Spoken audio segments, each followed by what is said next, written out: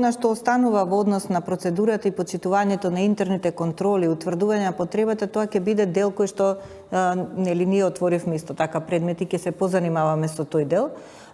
Мислам дека јавното обвинителство, и тоа е добро, се повеќе се насочило кон она што е криминално, а тоа е поврзано со фирмата. И ние немаме такви алатки таму да истражуваме, мислам дека они повеќе се кон тоа насочени, а нашите препораки би оделе кон тоа, како што кажува Слагена, да се подобрува системот и да се даваат препораки за контроли, подобри контроли, подобро функционирање тука во тој дел. Еве за споредба ќе кажем, на пример, Генералниот секретаријат за нас ги купи климите за сервер салата во 2019 година. Меѓутоа да проверите само колку преписки има за таа набавка на климите, која е нашата потреба, зошто ни треба, зошто немаме пари, зашто во буџетот не било планирано, претходно била комисијата, немаше комисија, па немало утврдено, немало планови, така натаму.